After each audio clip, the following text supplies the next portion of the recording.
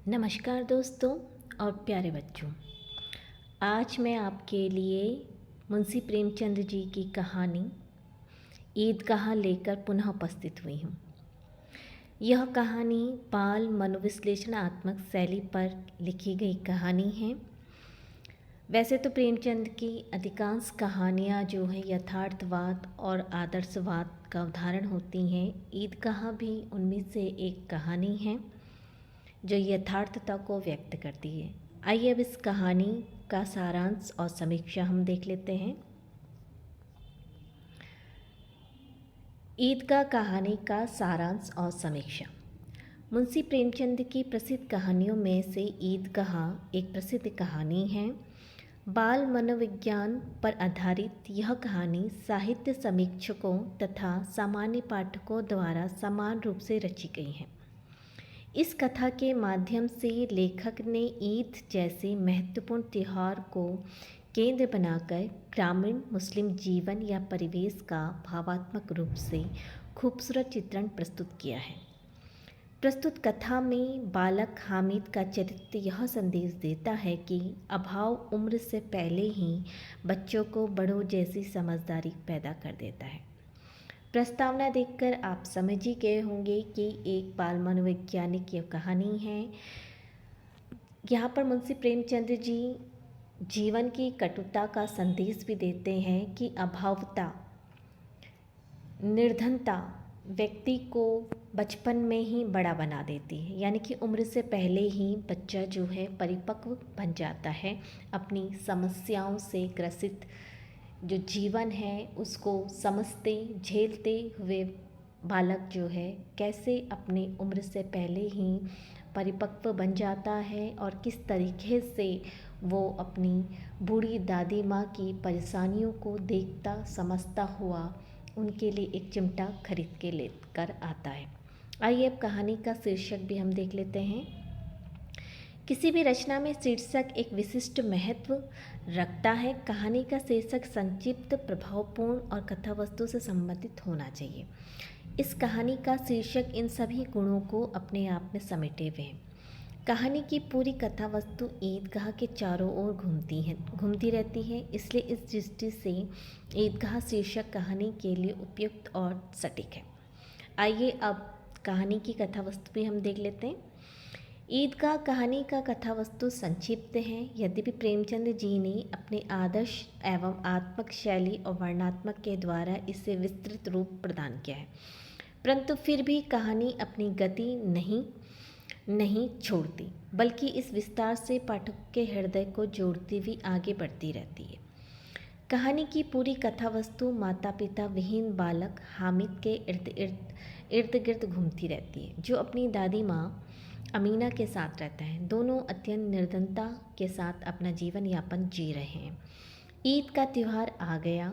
अन्य बच्चों की तरह हामिद भी रोमांचित है। उसे ईदगाह जाने और मेला देखने की उत्सुकता है, लेकिन अमीना चिंतित है। उसके पास हामिद को देने के लिए पैसे नहीं हैं और न ही हामिद के पास पहनने के लिए अच्छे कपड़े हैं और न उसके पास पैर में जूते हैं। फिर भी अमीना उसे 3 पैसे देती है। हामिद अपने साथियों के साथ मेले देखना जाता है। उसके साथियों के पास काफ़ी पैसे हैं। वे मेले में झूला झूलते हैं, मिठाई खाते हैं और अपने लिए खिलौने खरीदते।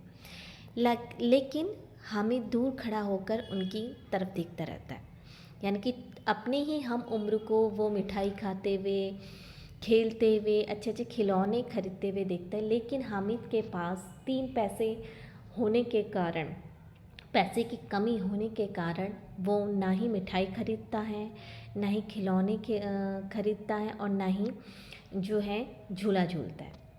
वह इन तीनों चीज़ों पर अपने 3 पैसे खर्च नहीं करना चाहता है। अंत में हामिद लोहे का एक चिमटा खरीदता है। उसे लगता है कि वह चिमटा उसकी दादी के काम आएगा और रसोई में रोटियां सेकते हुए उनकी उंगलियां दोबारा नहीं जलेंगी। बाकी सभी बच्चों के मिट्टी के खिलौने एक एक करके टूट जाते हैं, जबकि हामिद का चिमटा अनश्वर बना रहता है। उसकी दादी हामिद द्वारा लाए गए चिमटे को देखकर भाव विभोर हो जाती हैं और उसे अपनी छाती से लगा लेती है।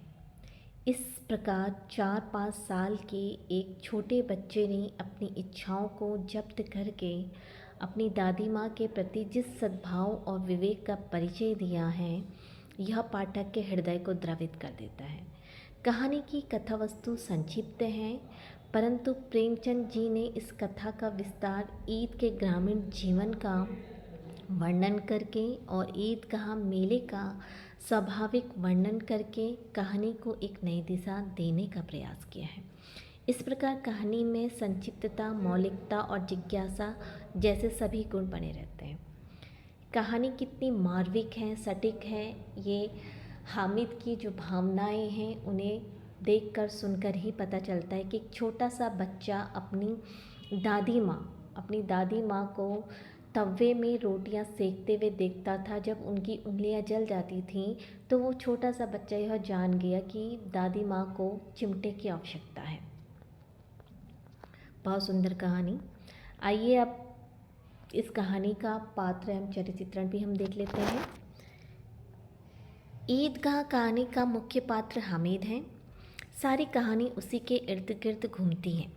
वह अपनी बाल सुलभ मासूमियत, इच्छाओं, आकांक्षाओं, सपनों, जिज्ञासाओं आदि से जहाँ अपने बचपन की झलक प्रदान करता है, वहीं अपनी सभी इच्छाओं को दबाकर अपनी बूढ़ी दादी माँ के लिए चिमटा खरीदकर अपनी दादी के प्रति अपने प्रेम को अभिव्यक्त करता है। कहानी का दूसरा पात्र पूरी अमीना है, जो अपने पुत्र तथा पुत्र वधू की मृत्यु के बाद अपने पोते हामिद का पालन पोषण कर रही है। वह लोगों के कपड़े सिलकर तथा दूसरे के छोटे मोटे काम करके अपना और अपने पोते का गुजारा कर रही है। अपने पोते को सभी प्रकार के सुख ना दे पाने की उसकी लाचारी पाठकों के हृदय को अंदर तक द्रवित कर देती है। कहानी का यह दृश्य कहानी को नया आयाम प्रदान करता है। इसके अतिरिक्त कहानी में महमूद, मोहसिन, नूरे आदि पात्र भी हैं। यह कौन है, परंतु फिर भी कहानी को अपने चरम उत्कर्ष तक पहुंचाने में महत्वपूर्ण भूमिका निभाते हैं। अब इस कहानी में संवाद योजना भी हम देख लेते हैं। संवाद कहानी में महत्वपूर्ण स्थान रखते हैं। संवाद कहानी को गतिमान बनाते हैं। संवाद कहानी को नैतिकता के साथ एक नया रूप भी प्रदान करते हैं। यद्यपि संवादों के बिना वर्णनात्मक शैली में कहानी कही जा सकती है, परंतु उसमें रोचकता लाने के लिए संवादों का प्रयोग किया जाता है। ईदगाह कहानी में संवाद कथा वस्तु के अनुसार ही रचे गए हैं। ईद जाते समय बच्चों के संवाद कहीं बुद्धिजीवी के संवाद लगते हैं, लेकिन अधिकांशतः बच्चों के अनुरूप ही लेखक ने शब्दों का प्रयोग संवादों में किया है। कहानी में संवाद संक्षिप्त हैं और पात्रों के चरित्र को उजागर करते हैं। इन संवादों के माध्यम से तत्कालीन समाज की बुराइयों को भी दर्शाया गया है। इस दृष्टि से कहानी सफल और सटीक संवाद योजना का निर्वाह करती है। आइए अब इस कहानी का देश काल और वातावरण भी हम देख लेते हैं। ईदगाह कहानी में देश काल और वातावरण की दृष्टि से उत्कृष्ट कहानी कही जा सकती है। कहानी पूरी तरह से कल्पित होने पर भी अपने समय के सजीव वातावरण की सृष्टि करती है। कहानी में प्रेमचंद जी ने पिछली सदी के प्रारंभिक समय व ग्रामीण और शहरी दोनों परिवेश का चित्रण किया है। ईद के त्यौहार का वर्णन, रोजे, ईदगाह के दृश्य, मेले की रौनक का वर्णन करके कहानी को देश काल के वातावरण की दृष्टि से सफल बनाने का प्रयास किया है। अब भाषा शैली भी देख लेते हैं। प्रेमचंद की अधिकांश कहानियों की भाषा सरल गुणों से परिपूर्ण है। उनकी भाषा शैली में स्वाभाविकता एवं व्यवहारिकता बराबर बनी रहती है। इस दृष्टि से प्रस्तुत कहानी में भी कोई अपवाद नजर नहीं आता है। ईदगाह कहानी की भाषा में तत्सम, तद्भव, उर्दू, फारसी, अंग्रेजी शब्दों का प्रयोग किया गया है। क्योंकि कहानी ईद के त्यौहार एक मुस्लिम समुदाय की कहानी है, ऐसी अवस्था में उर्दू फारसी शब्दों का होना स्वाभाविक है। शैली की दृष्टि से यह कहानी वर्णनात्मक शैली में लिखी गई है। इसके साथ ही संवादों में आत्मकथात्मक, मनोविश्लेषणात्मक, चित्रात्मक शैली का प्रयोग भी बखूबी रूप से किया गया है।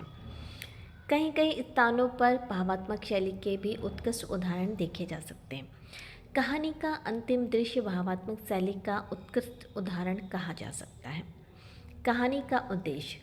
प्रत्येक साहित्य का रचना कोई ना कोई उद्देश्य अवश्य होता है। इस दृष्टि से कोई भी कहानी उद्देश्य को रूपांतरित करती है।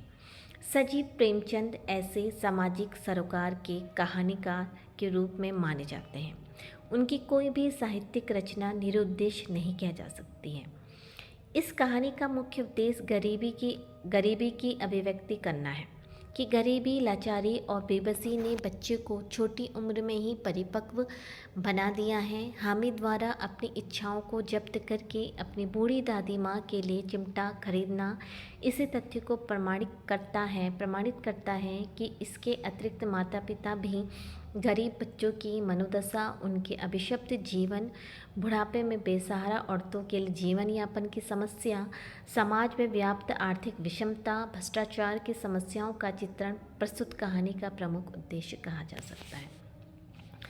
यहाँ पर प्रेमचंद ने एक तो बालक हामिद की मनोदशा का वर्णन किया है, दूसरा यहाँ पर उन्होंने बुढ़ापे में जो उसकी दादी माँ है, बेसहारा है, ना उसका पति उसके साथ में है, ना उसका बेटा उसके साथ में है, फिर भी वो अकेले अपने पोते का पालन पोषण करती हैं। दूसरे घरों में जाकर छोटे मोटे काम करके अपने पोते का पालन पोषण करके जितनी गुंजाइश से उसके आधार पर वो उसकी इच्छाओं की पूर्ति करती।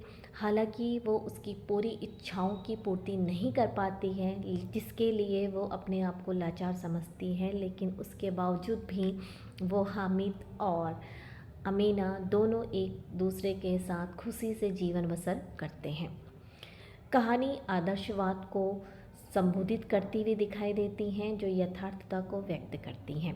प्रेमचंद इस कहानी के रूप में रचना करके भी सफल कहानीकार के रूप में प्रयुक्त किए गए हैं। यानी कि प्रेमचंद ने अपने आप को जो ये कहानी रची, क्योंकि मैंने पहले भी आपसे कहा था कि उनकी अधिकांश कहानियाँ यथार्थता को व्यक्त करती हैं, आदर्शवाद को व्यक्त करती हैं। ईदगाह भी कहानी को रच के उन्होंने एक आदर्श और यथार्थता को व्यक्त किया है, जिससे एक प्रसिद्ध कहानीकार की श्रेणी में प्रेमचंद को रखा जा सकता है। अगर आपको यह कहानी पसंद आई है तो कृपया मेरे वीडियो को लाइक करिएगा, मेरे चैनल को सब्सक्राइब करिएगा। Thank you for watching.